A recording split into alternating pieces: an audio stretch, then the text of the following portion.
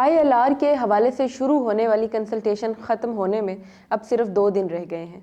Home secretary Shabana Mahmood کے مطابق اب تک 1,30,000 سے زائد افراد اس کنسلٹیشن میں حصہ لے چکے ہیں، لیکن یہاں بہت حیران کن بات یہ ہے کہ جب ان نئے رولز کا اعلان کیا گیا تھا تو کہا جا رہا تھا کہ 1.5 سے 2 ملین لوگ ان قوانین سے متاثر ہوں گے۔ ایسی صورت میں یہ سوال پیدا ہوتا ہے کہ 2 ملین کے قریب ممکنہ متاثرین میں سے صرف 1,30,000 لوگوں نے ہی اس کنسلٹیشن میں حصہ کیوں لیا؟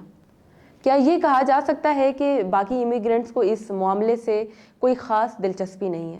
کیا وجہ ہے کہ امیگرینٹس اپنے کئی سال بچانے کے لیے 10 سے 15 منٹ کی اس کنسلٹیشن میں حصہ لینے کو اہمیت نہیں دے رہے ہیں؟ برطانیہ کی ہوم سیکریٹری شبانہ محمود کے مطابق فی الوقت یہ فیصلہ نہیں ہوا کہ پروپوزڈ قوانین کا اطلاق صرف نئے آنے والے لوگوں پر ہوگا یا برطانیہ میں پہلے سے موجود لوگ بھی ان قوانین کے زیر اثر آ سکتے ہیں۔